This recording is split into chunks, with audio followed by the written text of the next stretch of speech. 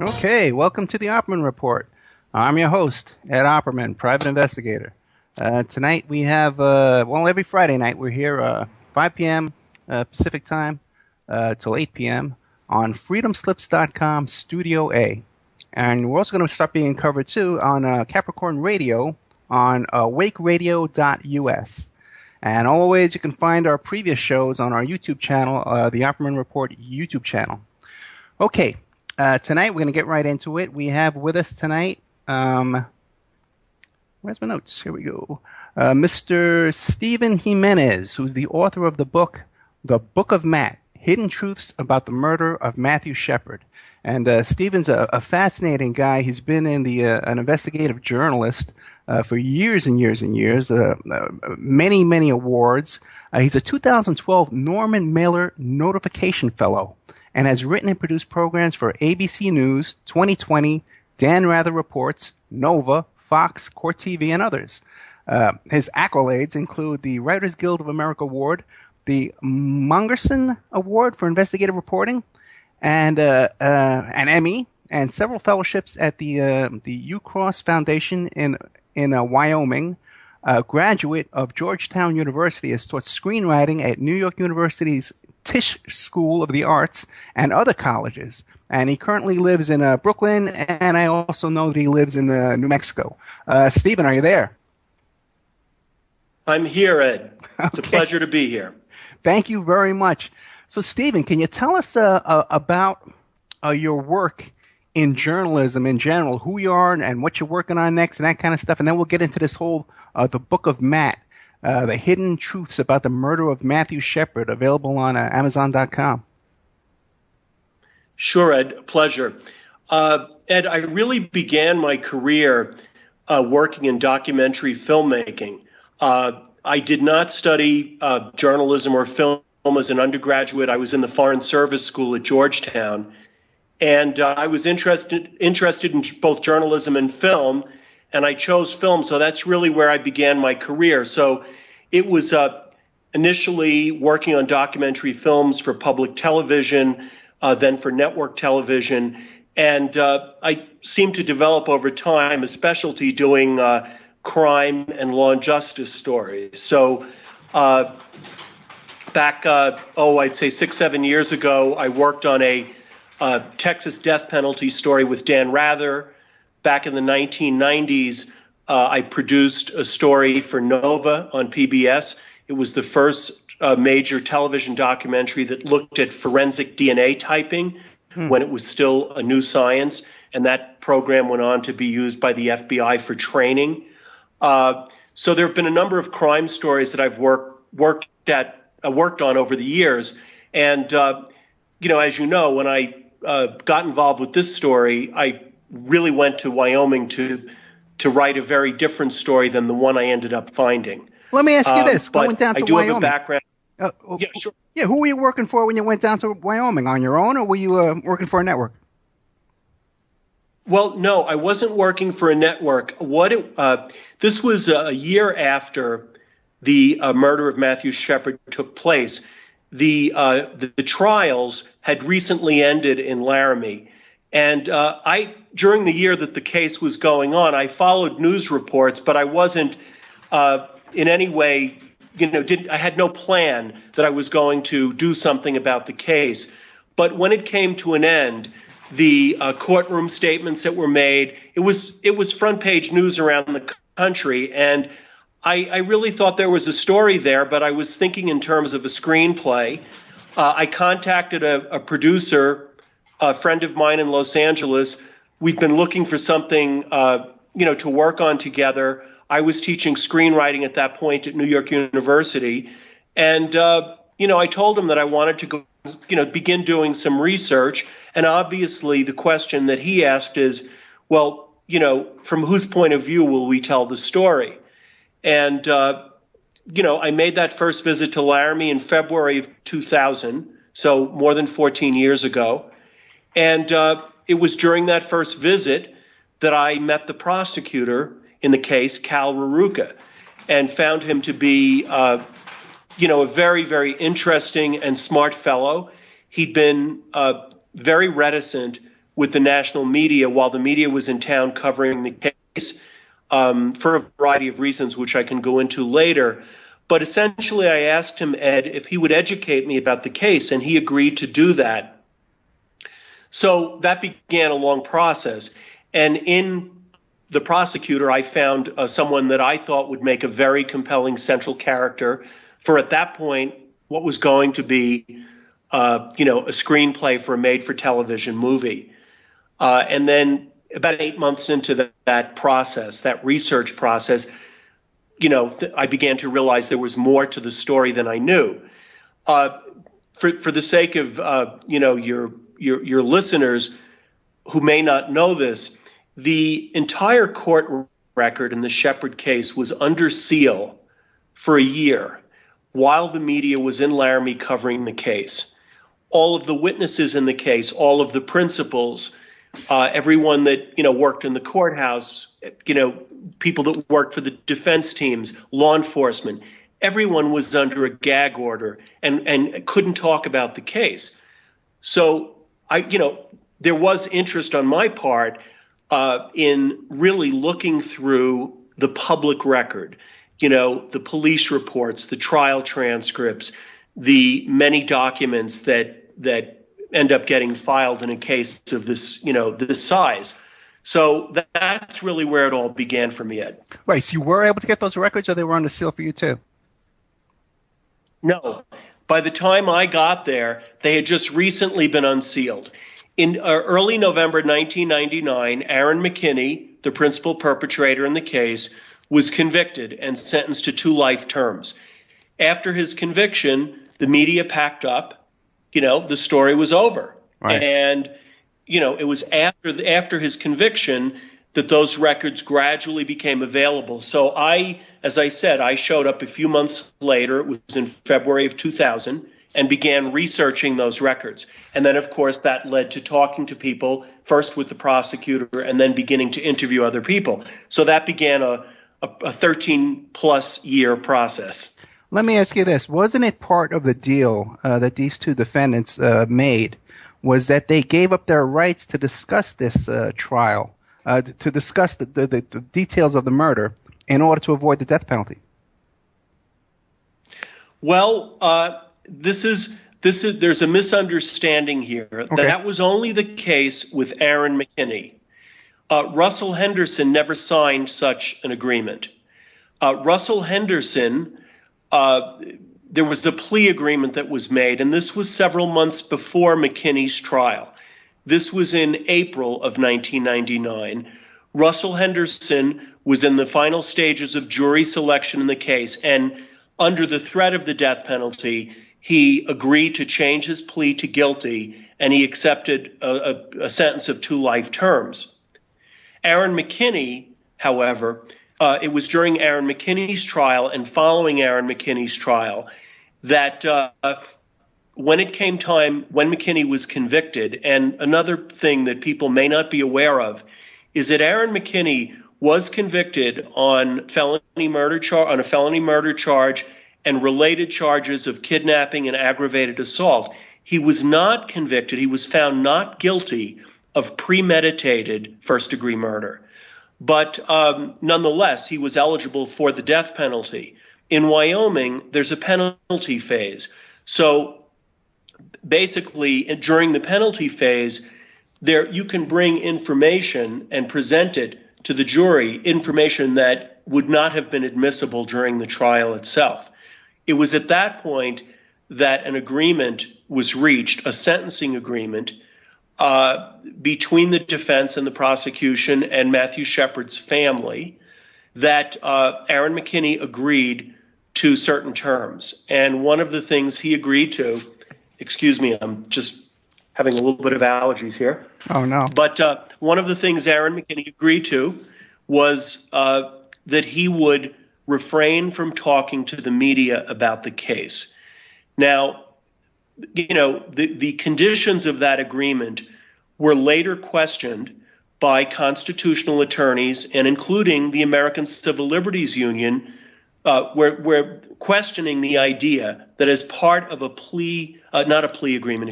sentencing agreement, that Aaron McKinney would be consenting to give up his right to free speech. So it only happened with McKinney, to answer your question in a roundabout way, not to Henderson. So I was aware of that agreement and, sought out advice and ultimately felt that it was in the public interest for people to hear McKinney's side of the story. And, I went even and spoke with the prosecutor, who I'd gotten to know quite well. And, I certainly didn't want to bring legal problems on myself. And he said that he would not object as long as, Aaron McKinney was not being paid money. And I said, of course, he's not going to be paid money. So that's how that happened. Well, it would appear, though, that trying to silence these guys would fall in line with your theory of the case and the information that you've uncovered. You know what I'm getting at? I sure do, Ed, and I think that there's truth to what you're saying. Now the question then becomes, in whose interest is it for there to be a silence around certain areas of the case? As I said, information could have come out in the penalty phase. It had not come out earlier. One of the items in the book that has been discussed quite a bit is the personal relationship that existed between Matthew Shepard and Aaron McKinney, his killer. And that is something that was never brought out before. It was never brought out in a single news report at the time. It did not come out during the trials. Really, the first time that was brought up was in 2004 in a 1-hour story that I did for ABC News 2020 that took a second look at the case. And in that report, and then of course I go, there's quite a bit more in the book. There are a number of sources, named sources, who acknowledge that they had socialized with Aaron McKinney and Matthew Shepard together. So that really alters significantly the accepted public narrative at the time. And just to remind your listeners, when this crime occurred, this was in October of 1998. The story was that Aaron McKinney and Russell Henderson, sort of characterized as a pair of, homophobic rednecks, walked into a bar in Laramie, and they saw Matthew Shepard, who, was well dressed, appeared to have money, and was obviously gay. And they decided to target him because he was gay. And that was, and then essentially they lured him out of the bar because he was gay and proceeded to beat him to death for that reason. And what I did, as part of the research, Ed, was I traced all the different iterations of that story. The story that was told by Aaron McKinney in his recorded confession, the story told by Aaron McKinney's girlfriend in her statements to police, the story that Aaron McKinney's girlfriend told within a couple of days to television, to the media, and then the stories of people that, what I was able to reconstruct from many public documents and the interviews that I did.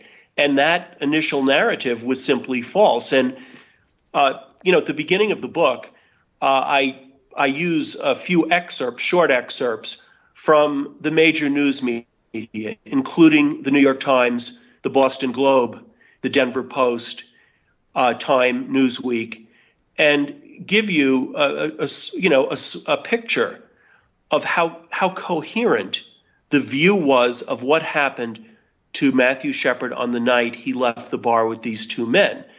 Now, what is absolutely certain is that it was a horrible murder, a grotesquely violent murder, and that Matthew was killed. And, and I say this in interviews all the time, nothing we learn about the murder excuses this, horrific act of violence.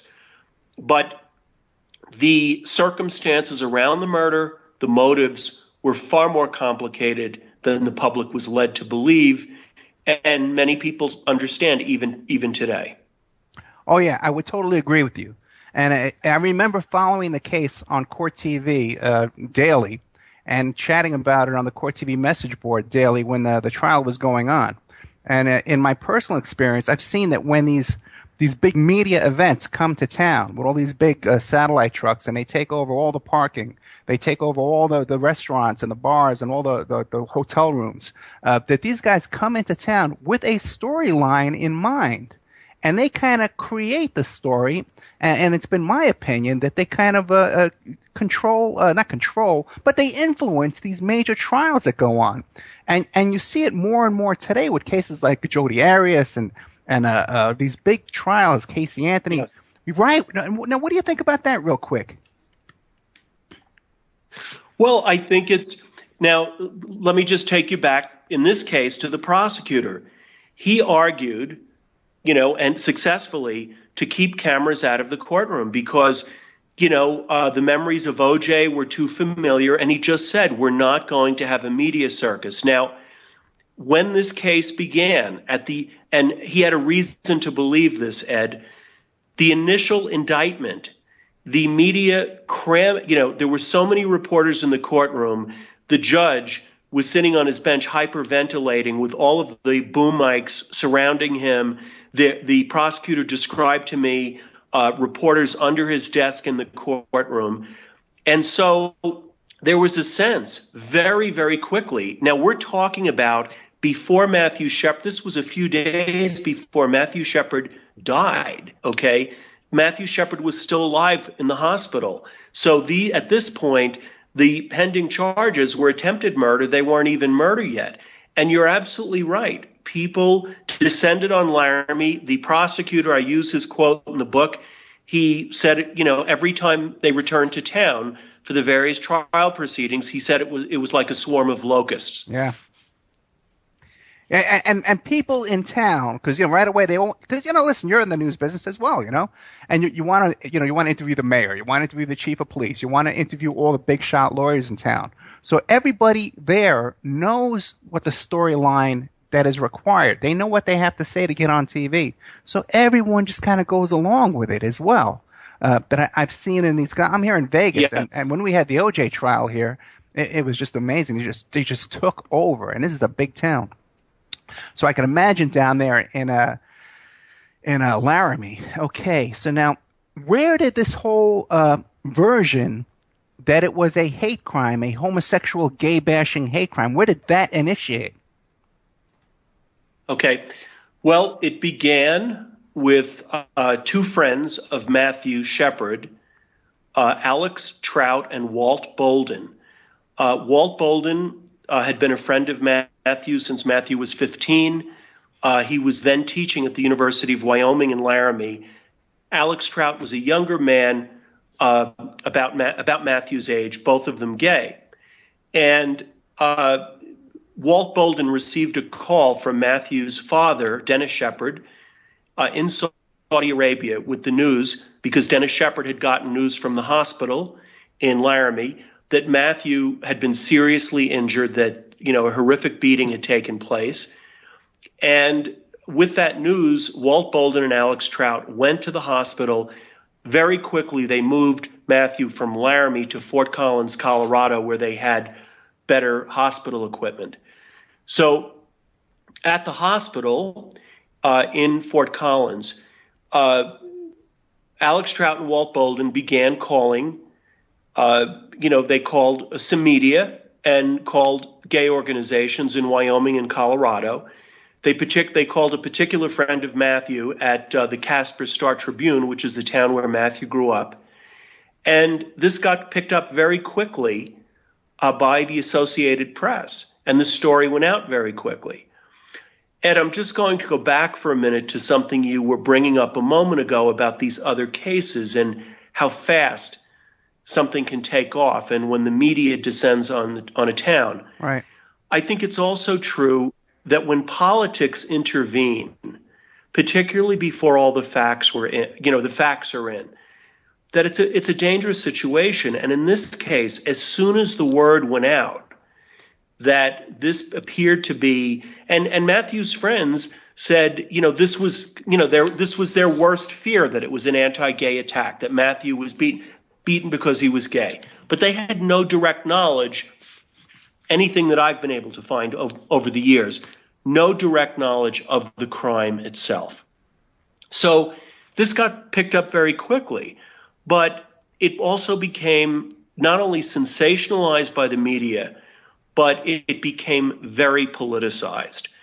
And, that weekend, Bill Clinton made some public statements about the case, and it went, to me, to my mind, beyond wishing, expressing his empathy to the Shepard family and hoping that, the investigation and justice would take its course. But he then added, a statement about the importance of passing a hate crime bill that was then stalled in Congress. To provide some context for your listeners, James Byrd Jr. had been dragged to death in Jasper, Texas 4 months earlier in June of 1998. So there was a sense, there was a feeling, that hate crimes are happening. We need to do something about them. Right. The story of James Byrd. Let me interrupt for 1 second. The story of James Byrd, where sure. two white racists grabbed this black man, James Byrd, yes. in Jasper, Texas. It was. Yes, Jasper, Texas. He was dragged to death. They dragged him to death on the back of a truck, and he was killed that way. Right. And horrific.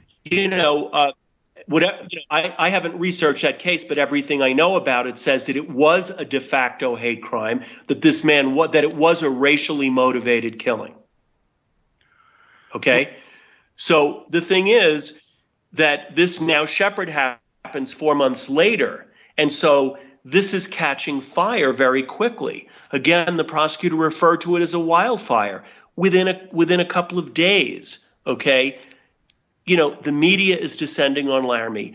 The president is talking. Okay, gay activists around the country are mobilized. You're having very quickly protests and vigils in New York City, in San Francisco, not just in big cities, but also in smaller, then a smaller city like Denver, but across the country. So it's a very volatile moment. And if I may, just to say, give you another piece of the story here, and I did this story. I'm a gay man, okay, and I felt that the truth of what I learned was important.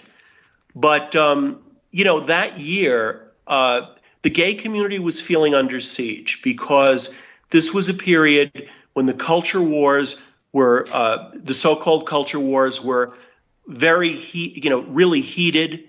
Trent Lott was making public comments that gay people are like, they're sinners, and compared them to kleptomaniacs and alcoholics. Pat Robertson made some a particularly inflammatory comment that spring, and there was a campaign, an active public relations campaign convincing gay people that they could go straight.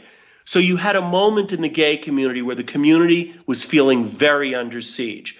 So I'm not excusing anyone's rush to judgment, but as soon as the media is legitimizing the idea that this is an anti-gay hate crime, as soon as that news got put out there, gay people naturally responded. Someone is taken and beaten to death and hung on a fence because they're gay. Well, we're going to take to the streets. Mm-hmm. What about this case was the introduction of the Westboro Baptist Church as well. This was the first time that they came on the scene and got national attention, wasn't it? I don't know the history of the Westboro Baptist Church, but I have to say I thought their behavior showing up at Matthew Shepard's the funeral service, I thought it was despicable. Well, did you know, though, that but the thing is, you got to remember, this is a tiny little group. It's not even a group. It's a family. There's only like 10, 15 members of this entire group. One more time? Yeah. But Yeah, no, what I was going to say, I don't know the history of the Westboro Baptist Church. And when I say I think the behavior is despicable, I think the idea, and I'd say this, I feel the same way about them that group showing up at the funerals, for veterans that have came back from Iraq or Afghanistan, to show up, at Matthew Shepard's funeral with signs saying, God hates fags and this kind of stuff, to me, was nuts. But the fact is that, you have a scene here. It's a small group, but the public officials didn't know how explosive this thing could get.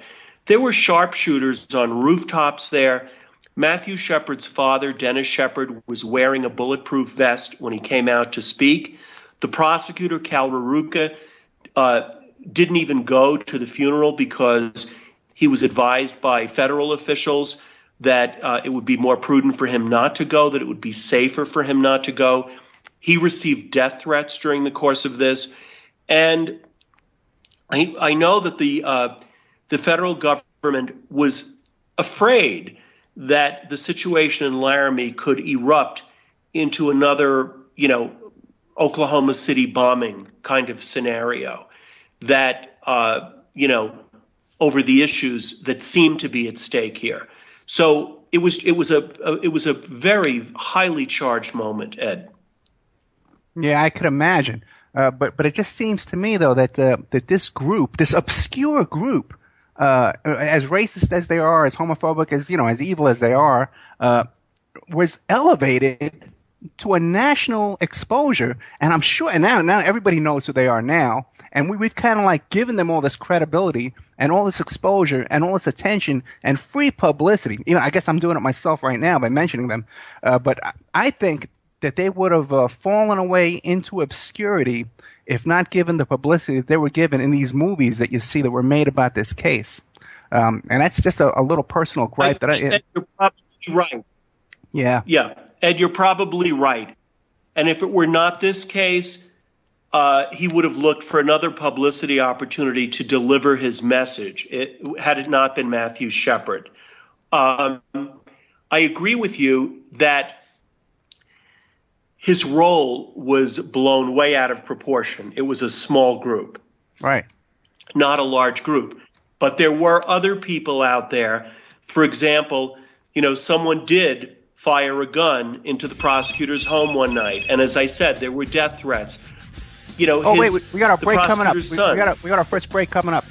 Sure. So we're here with fascinating Stephen Jimenez, author of The Book of Matt, Hidden Truths About the Murder of Matthew Shepard. That book is available on Amazon.com. You can also go to my blog.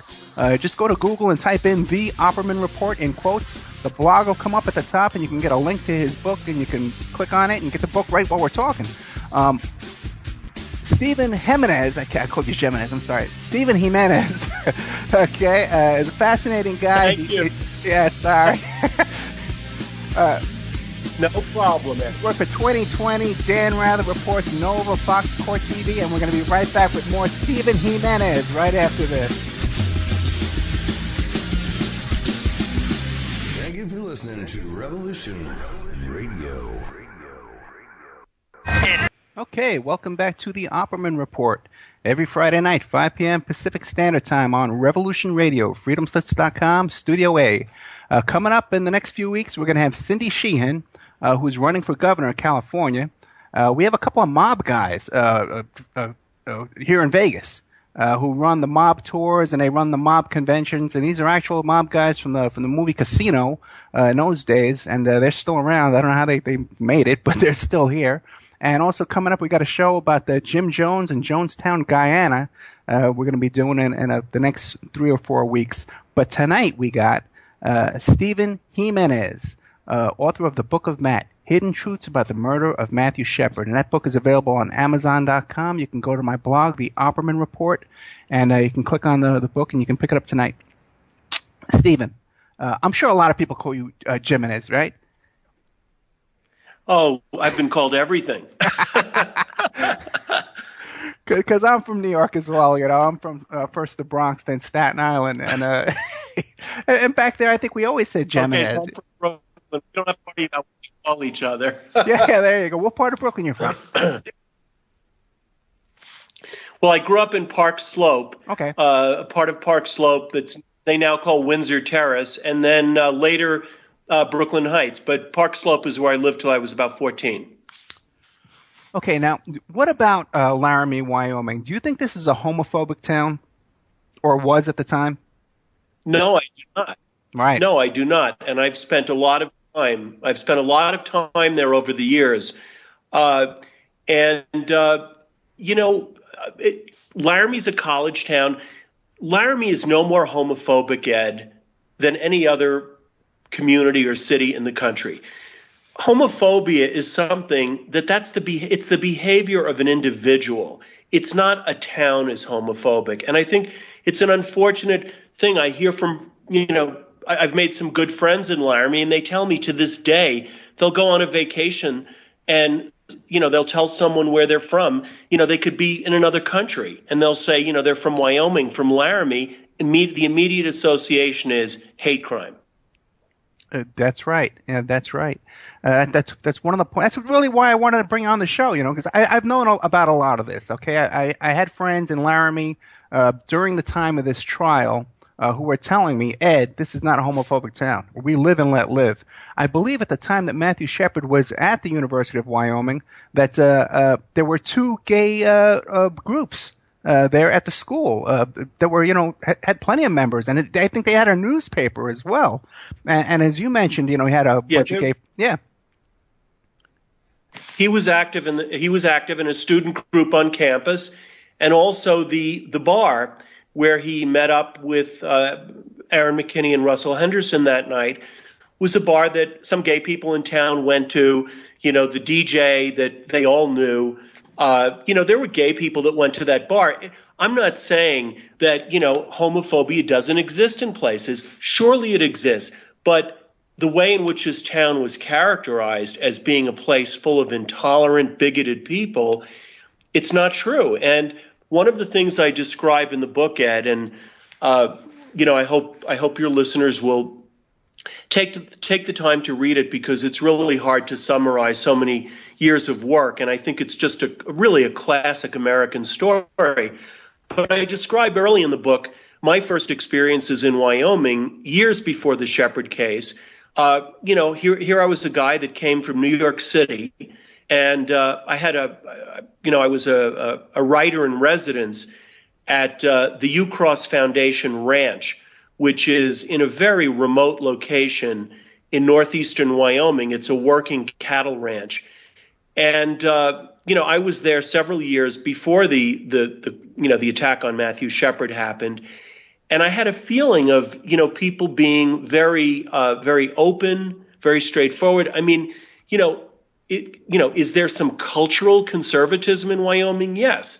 But that's neither here nor there. And it's not something negative. I think often when you visit communities that have been more consistent over time, that are smaller, that you may find that cultural conservatism. You can find that same cultural conservatism in Boston, Massachusetts. So I don't say that disparagingly, but that does not translate into bigotry or intolerance. Yeah, I think the bigotry is people from big cities like us who look down on these small towns and say, oh, there are a bunch of hillbillies over there, a bunch of hicks. Because my understanding of Laramie especially is this town is full of people who live and let live and don't butt in other people's businesses for the most part. And they have that kind of attitude, yeah. Oh, boy. Okay, but and I would say that's true. Yeah. I would say what you said is very true. And let's just keep this in mind. It's a college town. It's the home of the only four-year university in the state of Wyoming, the University of Wyoming. People refer to it as Wyoming's hometown because the people there are very friendly, and it's certainly the most liberal town, in the state of Wyoming because the university is there. Gotcha. Okay, and at that time, there was quite a bit of methamphetamine use in that town, in that college, and that kind of stuff, wasn't there? Yes, and it's something that, there's quite a bit about that in the book. But again, let me give your listeners a little bit of context, Ed. The national media was not really looking at the methamphetamine epidemic, really examining it at the time Matthew Shepard was attacked in 1998. The meth story did not become a big national story until 2003, 4, 5, 6, really after 2004, 2005, 2006. And until that time, until it gets on the cover of Time or Newsweek or it's a big story in the New York Times, it's not, people are not paying attention to it in public media. And I think it's unfortunate because by the time Matthew was killed in 1998, this was already becoming a big problem, not just in Wyoming, but in many states in the Midwest and Western region, in the Rocky Mountain region. It was already a problem in Missouri, Nebraska, Kansas. It was becoming a big problem in Wyoming and Montana, Colorado. And we know now that it's moved, it certainly moved through the South. But, it's one of those paradoxes that really we owe it to the TV series Breaking Bad, because that's really what began to educate people about the harsh realities of methamphetamine. And I believe, if I'm not mistaken, I think Breaking Bad started to air, maybe 2007, I'm going to say, or was it 2008? The earliest. I'm sorry. It's even later. I'm trying to think. It was maybe 5 years ago. So really, it's been in the last 5-6 years that people have been really aware of meth and what it does. But at the time, that part of the story was really left out. I mentioned one reporter in my book. She's really the only reporter that even mentioned this in a serious way. She wrote an article. Her name is Joanne Vipajeski, and she wrote an article for Harper's Magazine at the time. And she suggested, there appeared to be underpinnings to this case. But her article was published while the court records were still sealed and the witnesses were still gagged. And when I began doing investigative work on the story, I contacted her, and she was very generous and offered me a couple of leads that turned out to be quite valuable. I was really able to follow her tracks where she began but couldn't really go at the time. But she was really the only reporter that looked at this, in a serious way. But, Stephen, even during the trial, just watching court TV, there were so many other factors that were going on that night of the murder, like these two guys trying to sell the gun, drugs in Matthew Shepard's system. I believe he had cocaine in his system. And then these guys attacked and beat up two other guys later on that night who weren't gay. They attacked the two Spanish guys who were vandalizing cars, stealing hubcaps or something, correct? Right. They were popping tires.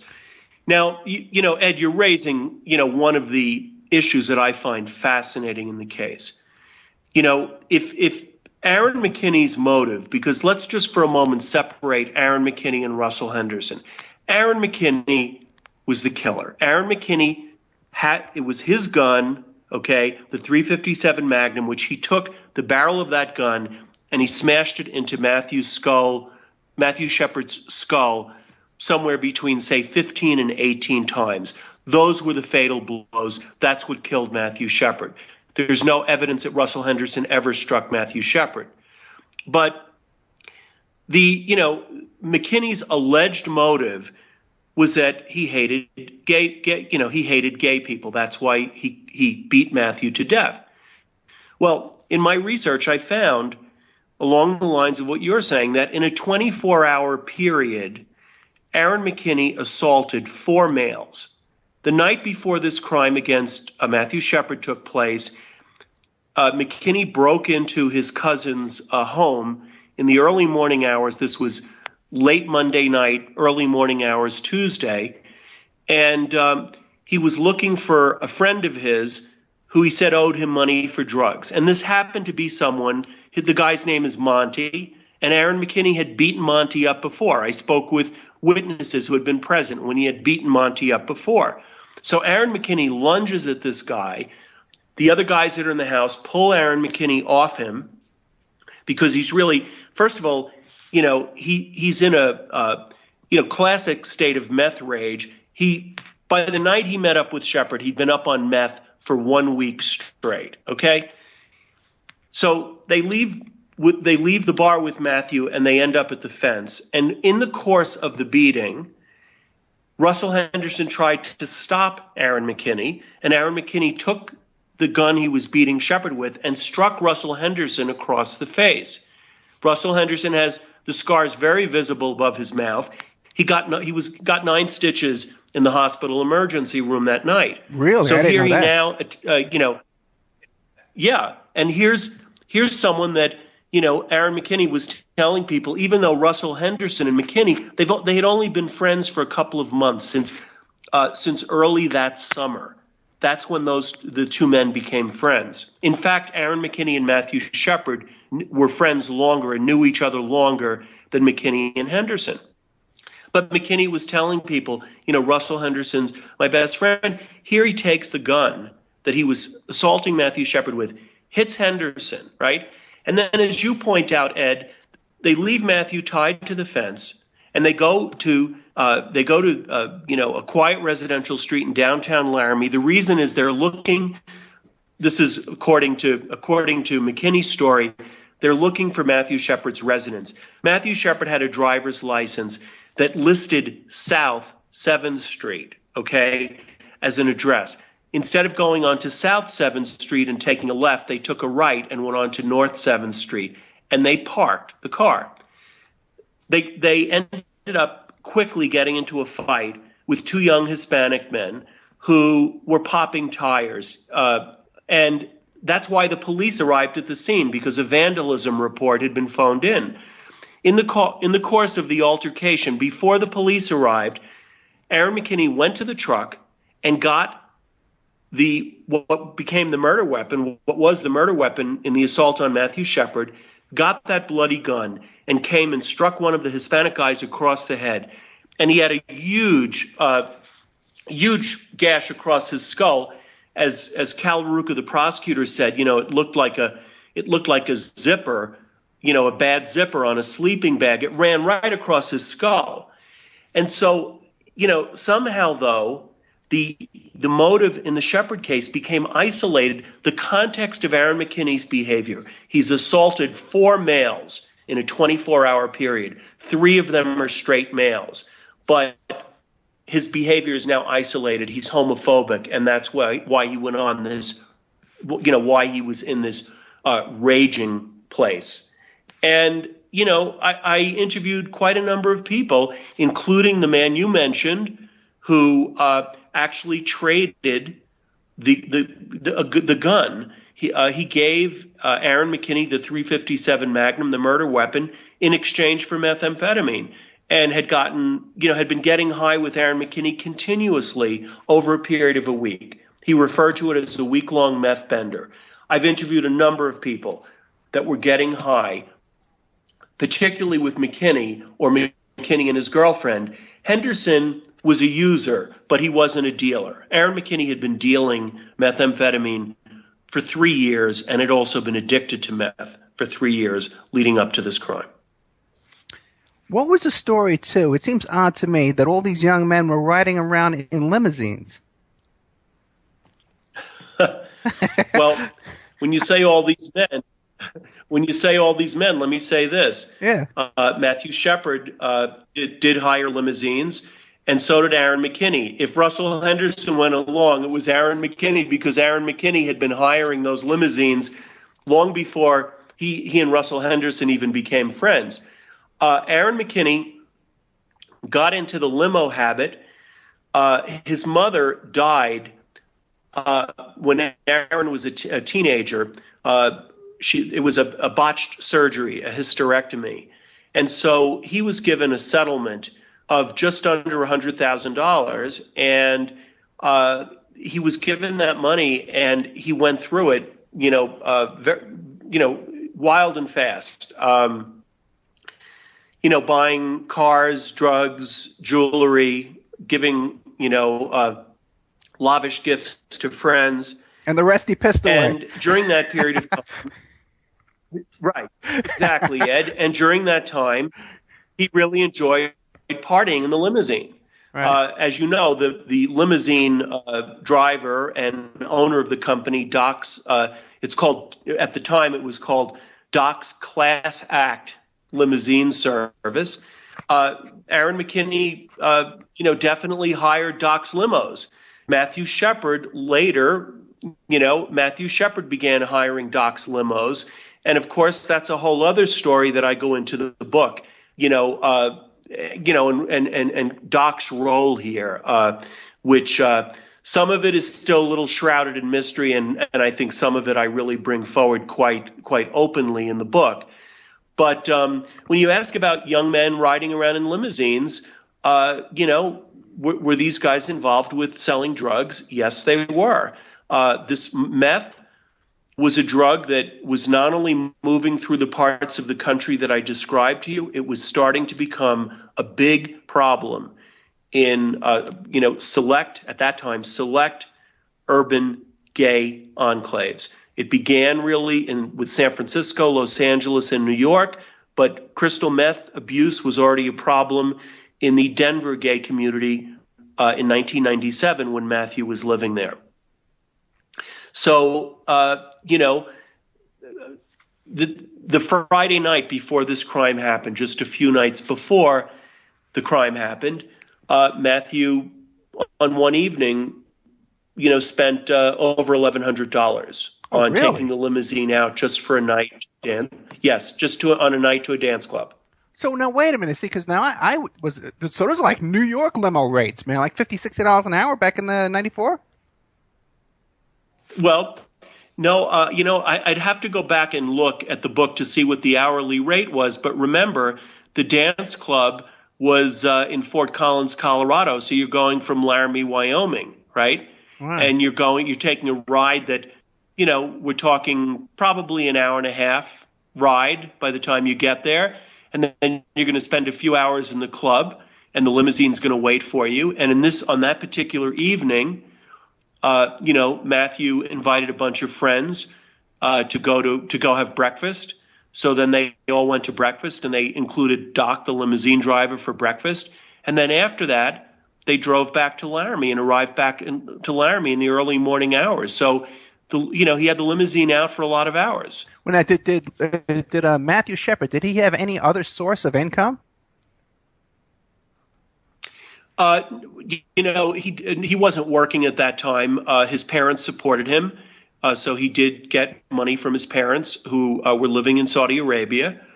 And no other source of income that I know of, Ed. But his parents and I researched it pretty thoroughly. His parents must have had some kind of substantial income or wealth if they were living in Saudi Arabia, because it's expensive to live there for Americans. Do we know how much money they were sending him every month?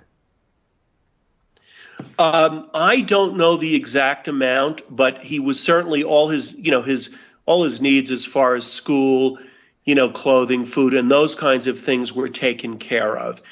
But one of the things I go into in great detail in the book is some of the people Matthew fell in with while he was living in Denver before he moved to Laramie in the summer of 1998. A few of the people had grown up in Laramie and moved back and forth between Denver and Laramie. It's a drive of, less than 2.5 hours. And it was a group of, people that used meth, partied together, and also sold meth. And they moved meth, back and forth. They had a route, and they brought meth from Denver to Laramie. And this was a group of people with whom Matthew was associated. Gotcha. Now, has McKinney or Henderson ever come right out and said, yeah, this was we were torturing Matthew to find out where the meth was? Well, first of all, Aaron McKinney has never acknowledged that he knew Matthew Shepard prior to the night of the crime.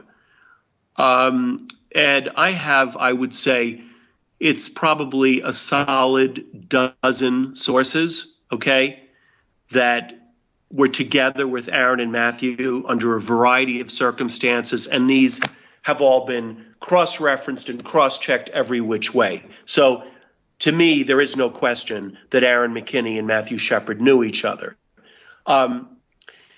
Certainly, they've acknowledged to me that what was really going on that night was that Aaron McKinney was after 6 ounces of meth, that this was a shipment and, newly arrived drugs due to come into town that night. And, in the book, I trace that shipment of 6 ounces was being handled by the group of friends Matthew had from Denver, and it was the 6 ounces that Aaron McKinney was after that night. The 6 ounces, which had a street value of over $10,000, which Aaron McKinney, who owed money to his 2 main drug suppliers. He owed money to his drug suppliers, hadn't paid his rent yet. He had a live-in girlfriend at home and a 4-month-old son, and was really and add to that being up on meth for a week. So he saw the 6 ounces of meth as a solution to his problems. So that was what they were after that night, was the 6 ounces. Okay, we got a break coming up. This is the long break I was telling you about. We're here with Stephen Jimenez. The Book of Matt, Hidden Truths About the Murder of Matthew Shepard. We'll be right back after this. You can pick up that book at Amazon.com on my blog, The Opperman Report. So right after this, we'll be back with more. Stephen Jimenez, author of The Book of Matt, Hidden Truths About the Murder of Matthew Shepard. Welcome back to the Opperman Report. I'm your host, private investigator Ed Opperman, and I just want to remind everybody that this is freedomslips.com is a listener-sponsored radio station. We take no corporate sponsorship, so if you like what you're hearing and you want to hear the truth, here's a story 14 years plus has been kept in the dark, but here we're coming out with it tonight, the story of Matthew Shepard and the truth about his death and his murder, which you won't hear anywhere else. So if you want to hear this kind of stuff here, you got to go to freedomslips.com, click on the donate button, and donate and support the show. So we're here tonight with Stephen Jimenez, author of The Book of Matt, Hidden Truths About the Murder of Matthew Shepard. Now, that book's available on Amazon.com, and it's also, you can go to my website, my blog, The Opperman Report, and you can click on the button there. You can pick it up tonight. Now, Stephen, we were talking about Doc, the limo driver, and stuff like that. Now, and where did these guys come up with the money to be running around in these limousines in this small town in Laramie, Wyoming, which just seemed odd to me from the start. So now, what did Doc ever say to you about drug dealing with this bunch or where they got their money from? Yeah. And Ed, how's the sound there? Real good. Okay? Yeah, really good, yeah. I've got the earphones. Okay, much better. Good. I've done many interviews with Doc, and there were things early on that he wouldn't talk about that gradually over time he said more and more. But he was always very, very careful not to say anything that could, make him liable in terms of any kind of, legal fashion. But Doc, Doc knew certainly that, when he had people that hired the limousines, that they could be involved in, not just alcohol use, but drug use in the limos. But he just said, my job, because they wanted to have privacy in the back of the limousine, and I just essentially looked the other way. That's what he has always said. However, as I've looked into Doc's activities over the years, he's a very colorful character. And, this is a man who, has been involved over the years in many, many businesses. He owned adult bookstores in Denver. He had, he brought strippers up to Wyoming and had a club up in Basel, where he lives, which is about 18 miles north of Laramie. It's a tiny old railroad town. If you drove through it, it looks like a ghost town as you drive through.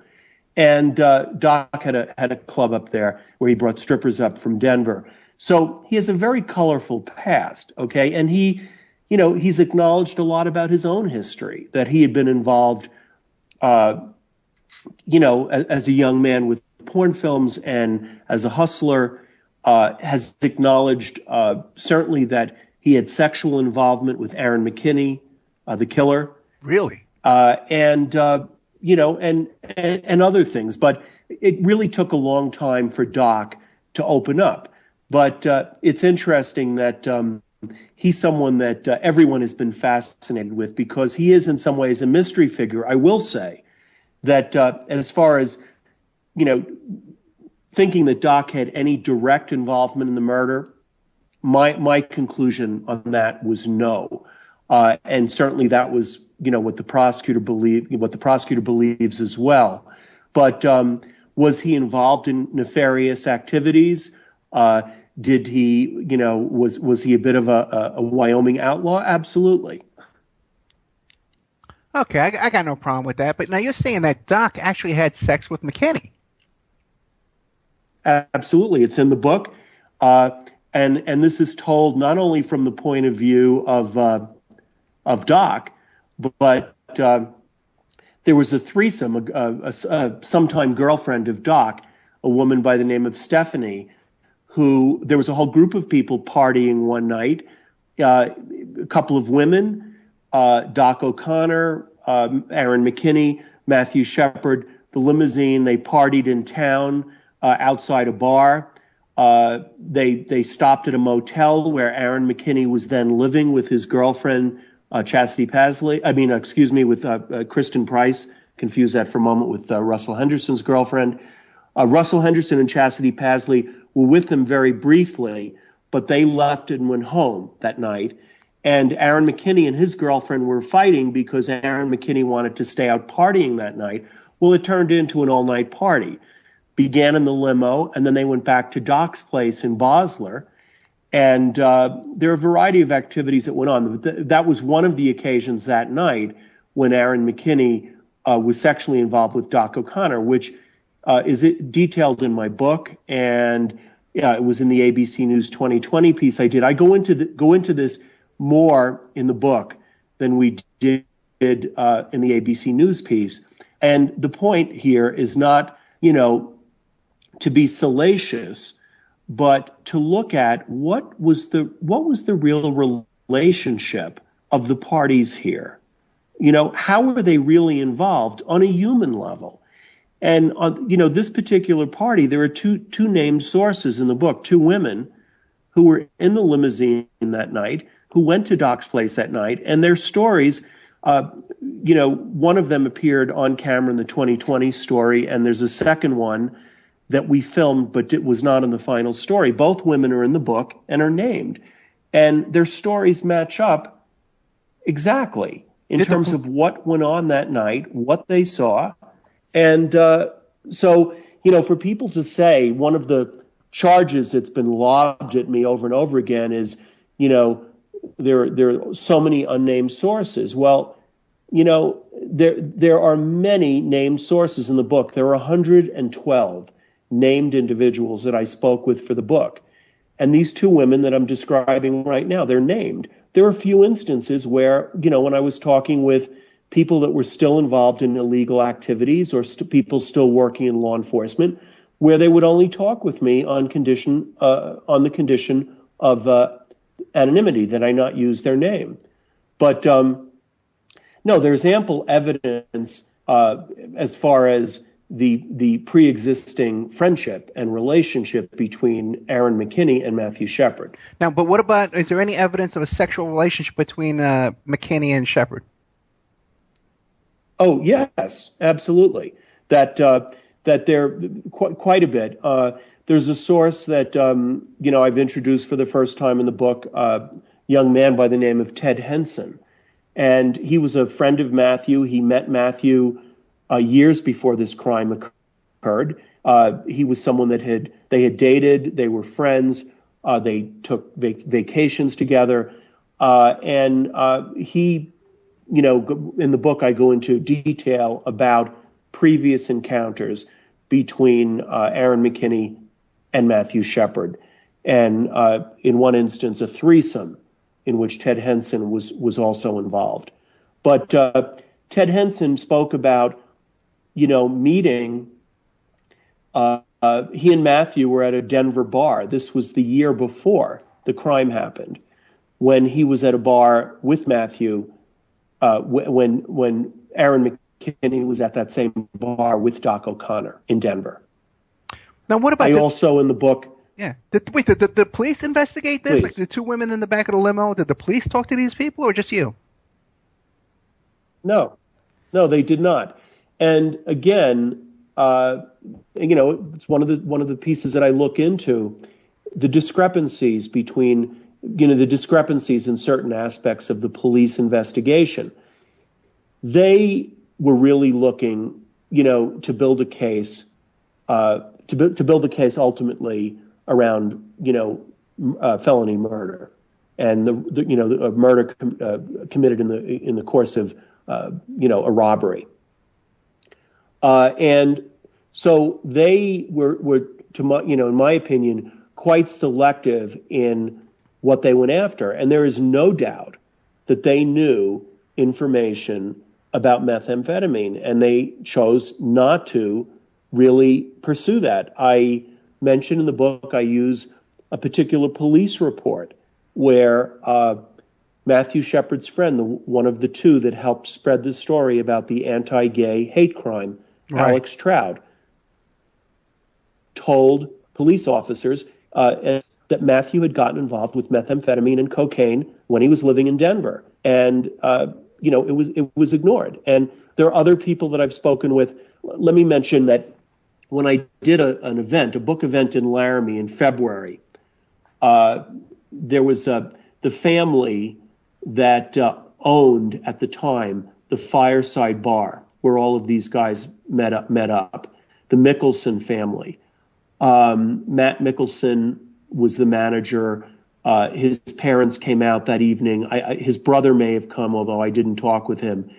But anyway, they were quoted in the newspaper the next day saying to the reporter for the Laramie Boomerang, "We knew this at the time when it happened. When the police first came around questioning at the bar, we told them these guys are all involved with meth and this was about drugs." They said they didn't want to hear that at the time, and they went in a different direction here. But wait a second, but I really can't blame the cops, because look, here they had this big giant media machine with this sympathetic victim, that he was a gay-bashed victim, murdered because of sexual preference. Why would they want to dirty up their victim by saying he was a drug involved in drugs when they had it on a silver platter? Well, they had one piece of it on a silver platter, except the motives that they had for the crime simply, the central motive. Now, I can say, as far as the prosecutor is concerned, the prosecutor was not arguing. He never argued that this was an anti-gay hate crime. He argued that they wanted to rob Matthew Shepard, and it was in the course of robbing him that they ended up killing Matthew. But the thing is, there are certain police officers in this case that once the popular narrative became that this was because, Matthew was gay, that they got on that horse and rode it, Ed. Yeah. And I can't blame them, because you want to make the case. I can't blame them. But now, even though at the time... But what about once... Yeah, go ahead. Now, even at the time of the trial and all that stuff. No, you go ahead, please. Yeah, and the trial and all that stuff. Then they started making these movies, right? Now, don't you think that if you know this, and I know this, the guys who own the bar know this, everybody, it's pretty common knowledge, anybody that really took a look at this case, what really went down. Don't you think these people who put out these movies, these big famous people who are behind these big Matthew Shepard organizations and stuff like that, don't you think that they know the true story as well? I would think so. I would think that if I, as a complete stranger, was able to go to Laramie and start talking with people and really able to compile the evidence and the information I was for this book, I would think other people certainly knew some things. I know that in the case of the Laramie Project, which was a stage, a stage play first and then made into a film for HBO, that there were certainly friends of Matthew and Aaron who told some of the creators of the Laramie Project early on, hey, we were all part of the same party circle. It was around meth, etc. And I quote a couple of those people in the book. They are credited, these two sources, in the Laramie Project in the end credits of the HBO version. And they just said, we spoke to these guys from the Laramie Project for hours, and we told them everything we knew. And they just chose to tell another story. Yeah, who was that woman from Greece, the one who was behind that project? You know what I'm talking about. Her name escapes me. The woman from Greece? Yeah, she was in Greece. No, not Greece, the country. Greece, the movie with John Travolta. Oh, Grease the movie. Yeah, you know what I'm talking about. Not Olivia Newton-John. Who No, who was that woman? But she was behind one of those Laramie Project movies. Was she? Yeah. I'm going to have to look it up real quick. Okay, but so everyone pretty much knew what was going on. Oh, boy. Let me just clarify for your listeners. There were 3 films made. Right. The first one was for it was made for MTV. It was called Anatomy of a Hate Crime, and that was made very quickly. No additional research trying to find out anything. So there were a lot of inaccuracies in that. And then the stage play, The Laramie Project, was done. Ultimately, that was done for HBO. Then there was a film that was made for NBC through Goldie Hawn's company called The Matthew Shepard Story. And that was one, the Matthew's family cooperated with that one. So there were 3 films made. And of course, there have been many documentaries and many, many magazine articles and other things. There's a film, I have not seen it, that's come out recently, a documentary. And I imagine the things will continue to come out. I'm happy to say that the Book of Matt is the first major nonfiction examination of this case. There have been a couple of memoirs, people that knew Matthew. There have been tributes to him. There's poetry has been written. There have been many things. But there was almost a taboo around this case. Right. That this is sacred territory. You're not supposed to go here. And one reason I decided to go there, Ed, is because Matthew Shepard was a human being. And when a crime like this happens, and you know this, I mean, you've been involved in, doing all kinds of forensic investigations for years.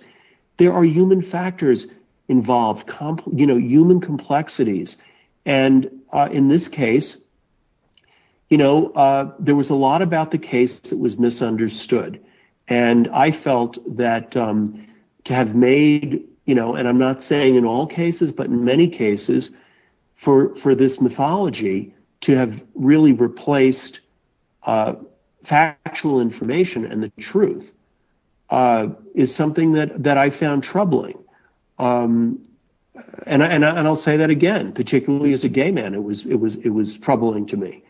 So I felt that it was important once I started to realize that there was much more here, that it was important for the truth to come out. So the woman I was thinking of was Stockard Channing, who was involved in one of these. Stockard Channing. She was in the Matthew Shepard story. Yeah, yes, she played Rizzo in Grease, mother, too. Judy Yeah. Shepard, in the Matthew Shepard story. Yes. Right. So now she had to know what was going on. I forgot about her. Yeah, and people like Ellen DeGeneres and Rosie O'Donnell. Now, do you think that by now they have to know what the truth was?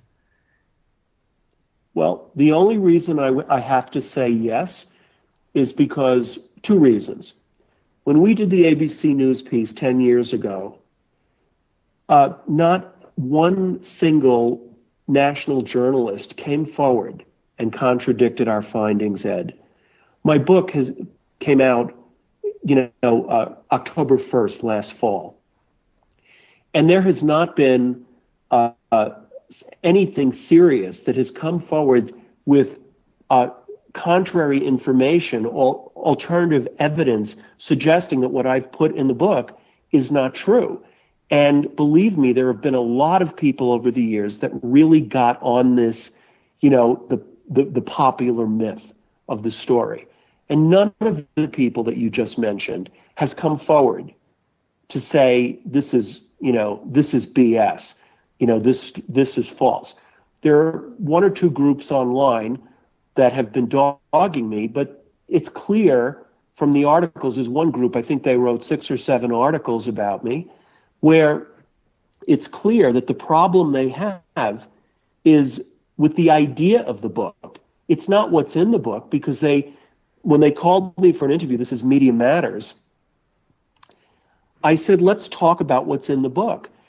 Instead, they wanted to know, how much money did I make when I, was commissioned by the New York Times Magazine? How much was the kill fee? Questions like that. And this was for something that I had done back in, I'm going to say 2002 to 2004. They did not want to talk about what was in the book. I did an interview on National Public Radio, and they had the current sheriff in Albany County, Wyoming, Dave O'Malley, who, insists to this day that this was an anti-gay hate crime. And he said that there was a toxicology report, showing that McKinney and Henderson had not been using meth.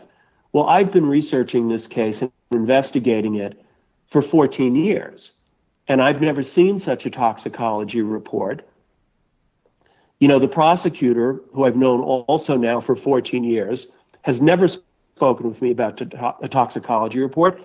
And 2 of the lead law enforcement officers in the case, Ben Fritzen and Flint Waters, also never mentioned a toxicology report. National Public Radio asked the sheriff to produce the toxicology report, and he didn't.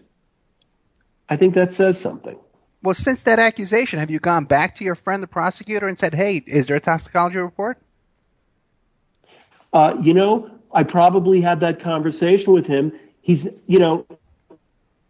I'm trying to think, Ed, if I even raised that question with him, because I've raised so many issues after traveling to 34 cities. But certainly, he's never said there's a toxicology report. I can say that with certainty. That there was a toxicology report done on McKinney and Henderson that would have been anything that would be of an admissible nature. No.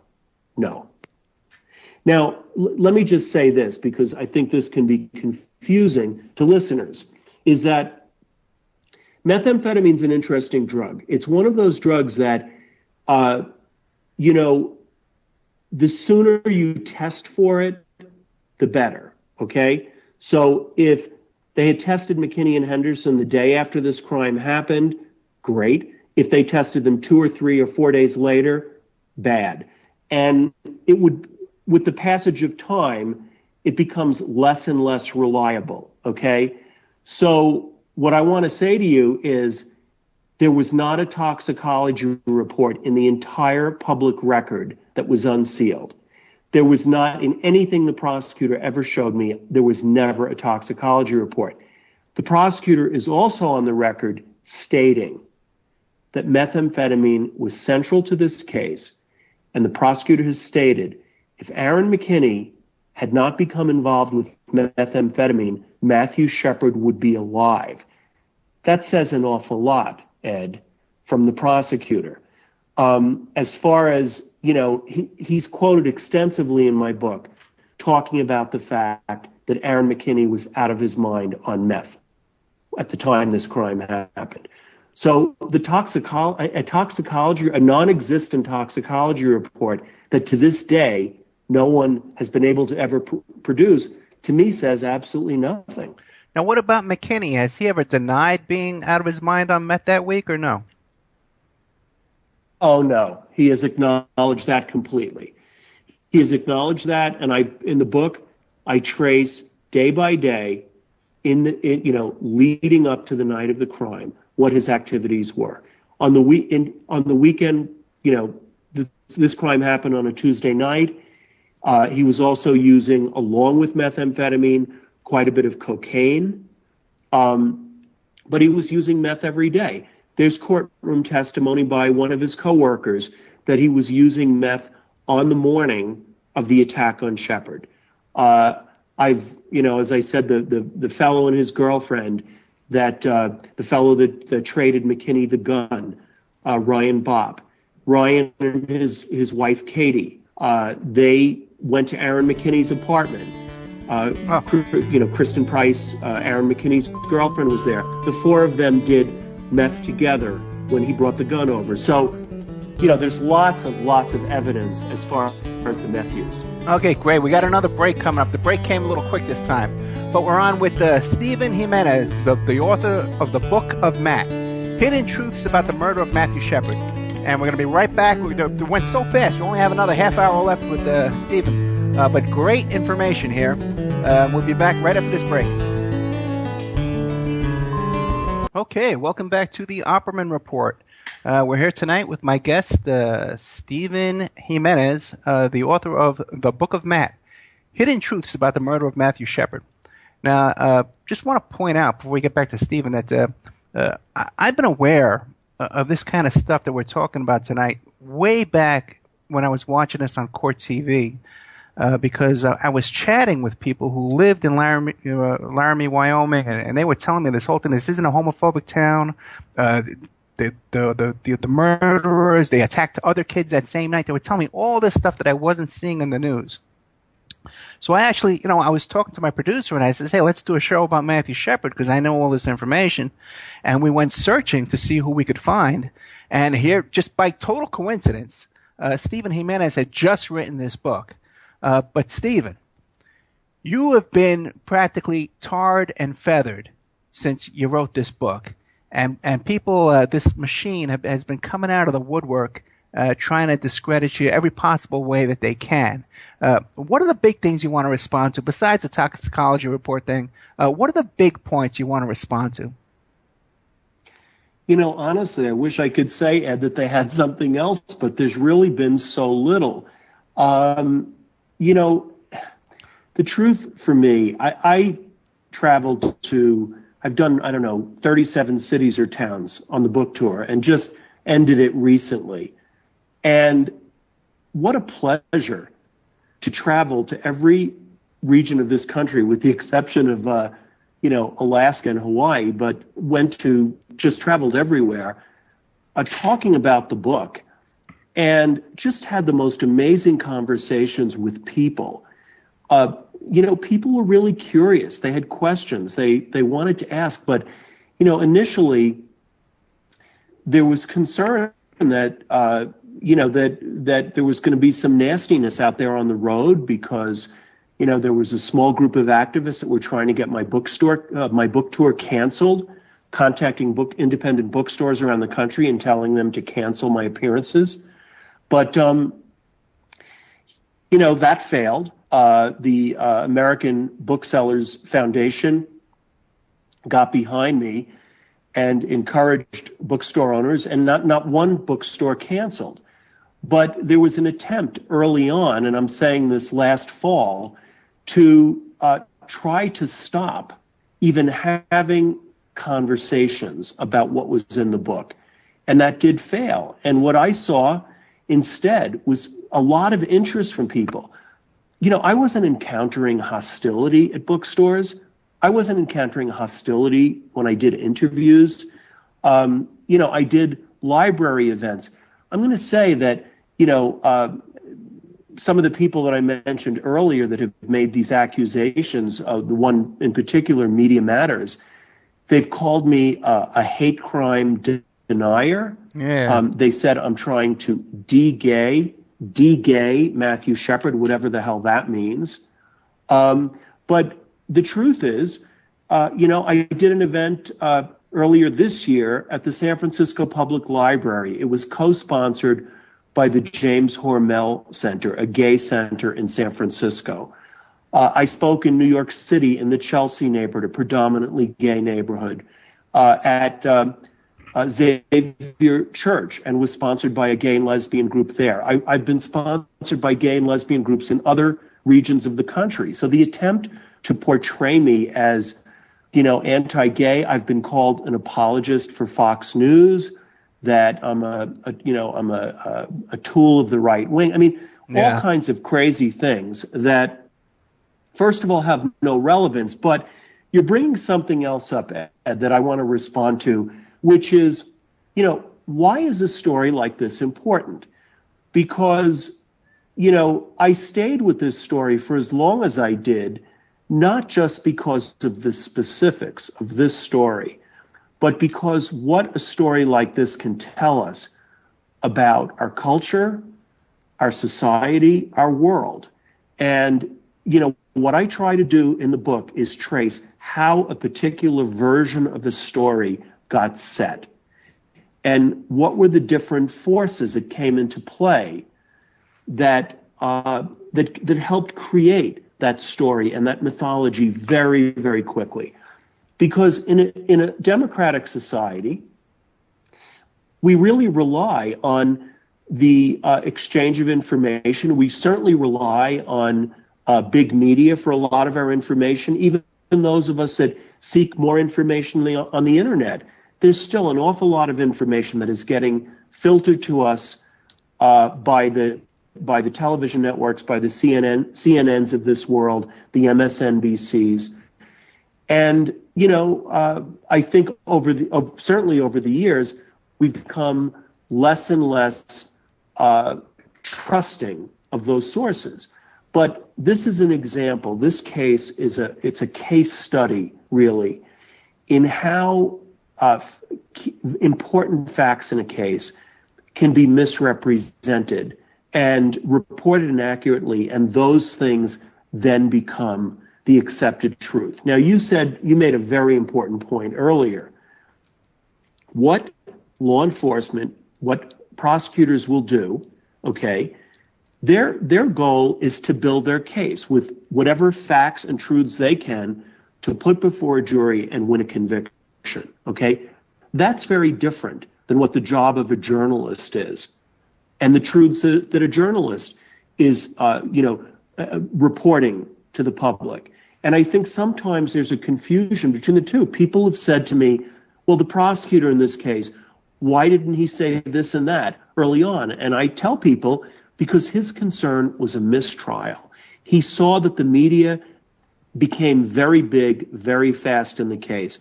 And he knew that an offhanded comment by someone in law enforcement, someone in the courthouse, to the media, and the whole case just could have blown up. So I don't fault him for that, nor do I fault him for fighting to keep cameras out of the courtroom.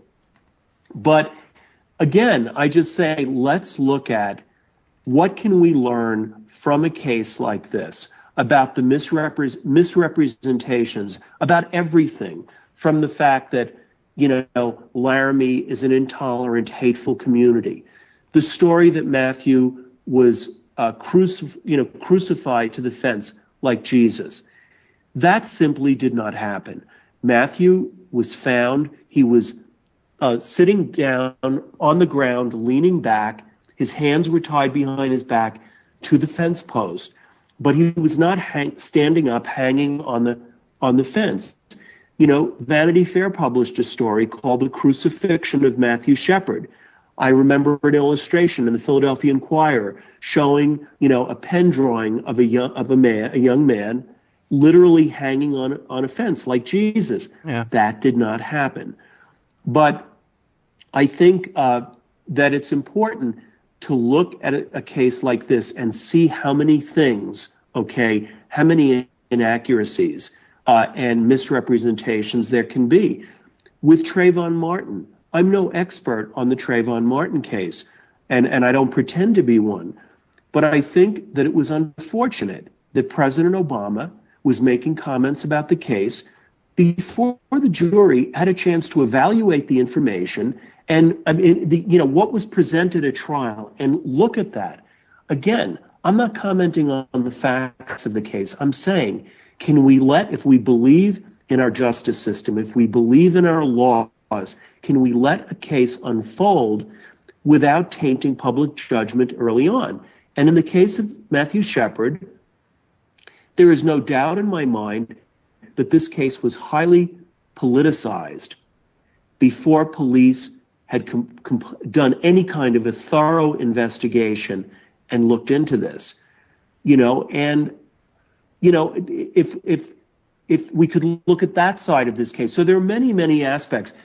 I've spoken in interviews and I haven't said very much today, but I think the role of Russell Henderson in this case was grossly misunderstood. And I mentioned in the book how many main news organizations, it was always McKinney and Henderson, or Henderson and McKinney jointly beat Matthew to death. And that's not what happened. And there is no evidence that Russell Henderson ever had a reason or a motive to inflict any physical harm on Matthew Shepard. Was he guilty for his role as an accomplice in what he thought was going to be a robbery? Absolutely. But there's no evidence at all that he knew Matthew Shepard before that night, and he was unaware of Aaron McKinney's previous association and relationship with Matthew Shepard. So there are many things. That certainly was one that was big. I've, been interviewing McKinney and Henderson. I started interviewing them in 2002. And I stay in touch with Russell Henderson, and I'm happy to report that this is a fellow who he started serving his 2 life terms at age 21 in 1999. So he's now served 15 years in prison, and his prison record is spotless. He, has just completed his first 2 years of college in prison with straight A's, has held a job down. No record of any kind of offenses in prison. That says something. So, the rush to judgment about 2 homophobic rednecks motivated because they, hated gay people, I think that kind of a narrative, it cheapens our life as Americans when we can't look at the complexities of what a case is really about. Boy, I cannot agree with you more, and I agree with you again about the Trayvon Martin case. And it comes back to the same thing, because it started out the same way. It was one of those HLN hosts.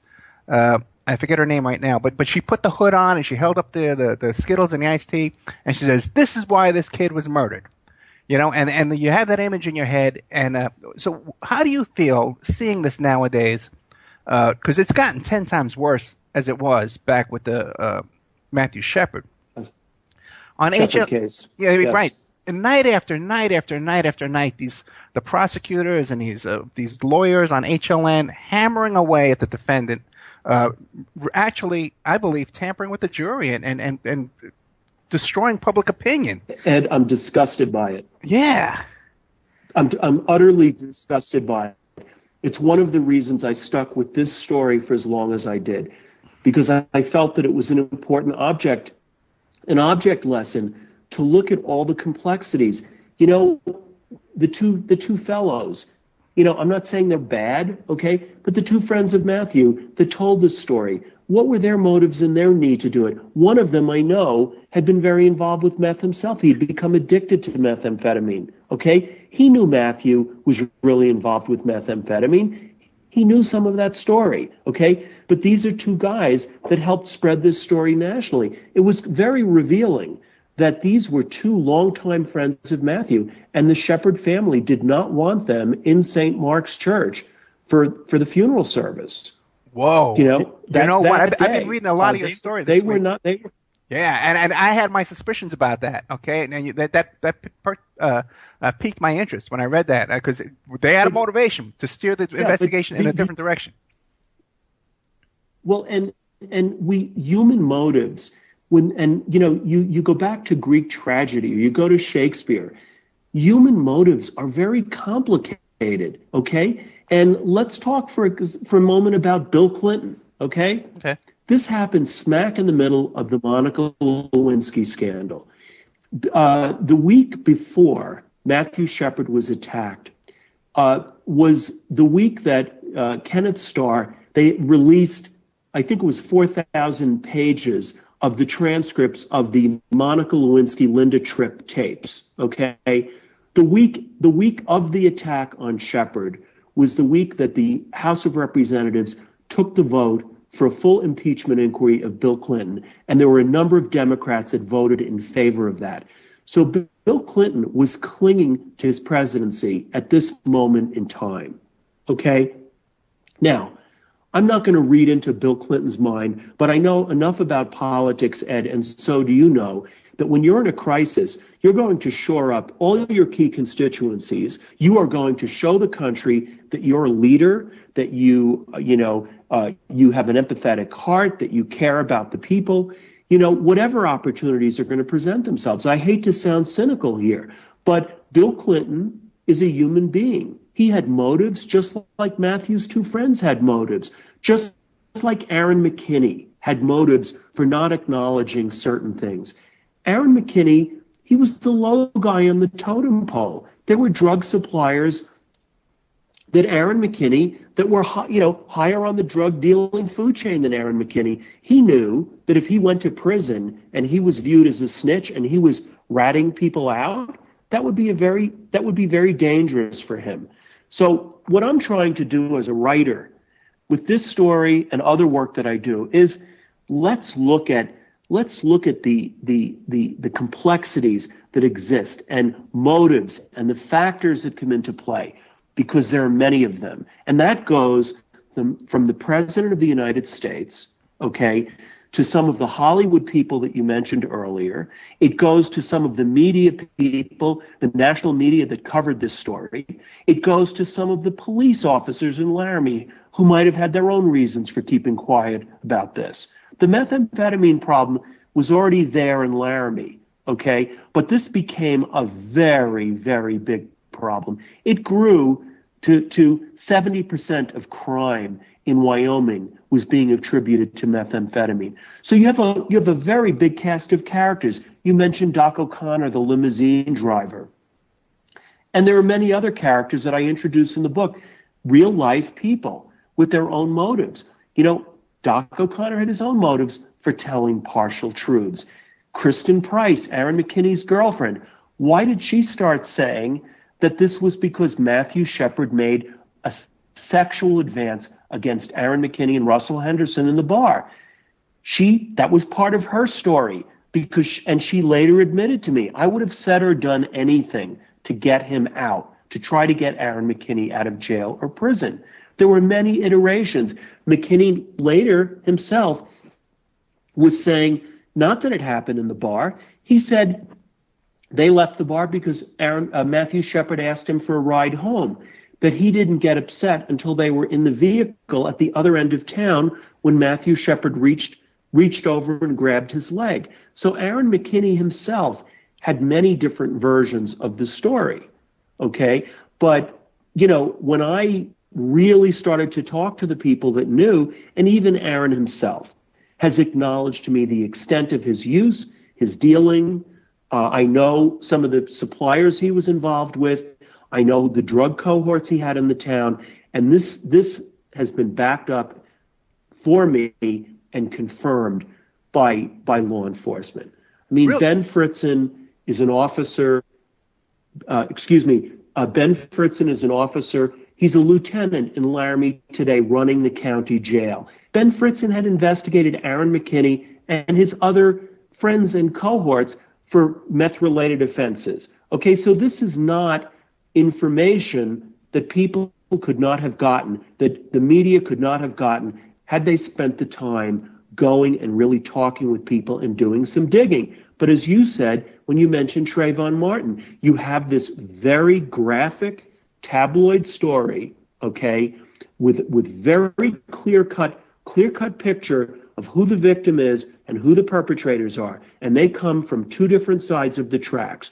You've got the so-called, and I'm using this, in quotation marks, the trailer trash coming from one side. And then on the other side, there's Matthew Shepard, gentle, fair-haired, speaks 3 languages, went to boarding school in Switzerland. There was a very black and white picture of this story that was presented to the country and to the world. Wow. I just want to tell people, too, that in this book, it's written almost as like a novel from the first person viewpoint.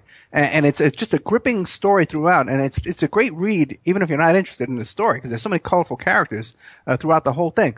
Real quick, can you tell that story about when you were interviewing one of the witnesses at the truck stop and how the other drug dealers came and kind of tried to pin you in? Sure. What happened is there was a source, someone that knew Aaron McKinney pretty well, who was a player that night, okay? Because there was, people knew about this shipment that was supposed to come in, and several different people had hands in it. Well, anyway, I had interviewed this source a couple of times previously while he was incarcerated, but he had gotten out, and he was now working in the oil fields. And I went to meet him. I mean, I took the precaution of having a friend come just because it was in a distant place, but I didn't think I was getting set up because I had interviewed this guy twice before, but he was incarcerated then. Anyway, I got in, it was at a truck stop. I had a plan to meet him. He had set a different truck stop, and when I arrived there, he called me on my cell phone, and he changed the location to a different truck stop, which made me a little bit nervous. So I got to the second truck stop parking lot, and, he called me on my cell phone. I got into the car, and I sat down, and we started talking. And by this point, I had really gotten very deep into the meth stuff. And I said, I've learned more since the last time I saw you, and including, that Matthew himself had gotten involved, pretty seriously with meth. And the guy snarled at me and said, yeah, and he was trying to take stuff away from the rest of us. And, I was completely stunned, and I continued to talk for a minute to the guy. And what happened is, 2 vehicles backed in on both sides. One, on the passenger side where I was, and on the driver's side, kind of wedging us in. And when I saw what happened, I looked over and I saw the drivers in the 2 cars. I jumped out of the car, and ran because it was darker there. I wanted to get under some of the lights in the parking lot. And when I did that, the friend that was with me, who was parked in a vehicle across the parking lot, rang my phone really quickly and yelled, Steve, get out of there. They've set you up. And I knew it, but I was afraid that they would know that he was, where he was and everything. I said, I just said, just stay where you are. Don't let them see you. And I kept spinning around because I was afraid either, that they were going to, ram forward with the car, or maybe someone would shoot me. So luckily, and the guy, had yelled for me to get back into the vehicle, which I did not do. So I retreated to the entrance to the truck stop, and the 3 vehicles tore out of the parking lot. And you're not a young guy. Clearly, running around this parking lot. So. No. I mean, it was one of the moments that was really scary, and there were a few others. But, it was a story that I didn't know when I got into it. And as I said to you, I went to Laramie to write the story as we all believed it. The story of a clear-cut anti-gay hate crime. That this man, Matthew Shepard, was targeted because he was gay. Okay? That that's what drove this crime. I ended up finding out something, many other things. I never thought that methamphetamine was seriously involved with this. I had no idea that Matthew Shepard and Aaron McKinney knew each other and how they knew each other, that they had socialized together, that they had been intimate together. I knew none of that. Excuse me. That's okay. We only got a couple of minutes left. So what are you working on next? What can we look forward to? The big question. Well, I can tell you this. I like doing journalism and nonfiction work.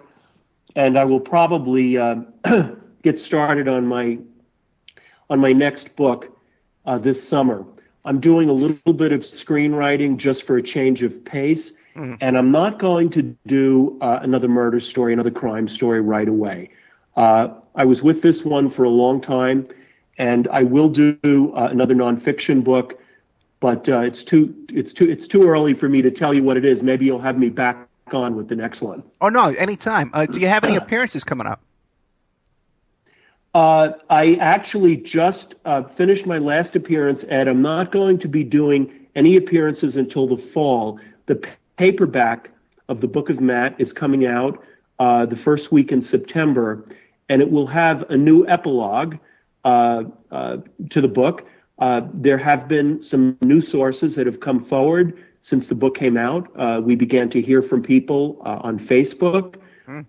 People approached us at events, got in touch with my publisher, several people confirming some key information in the book. So that will be in the paperback that will be out in September, and then I will begin some new appearances then.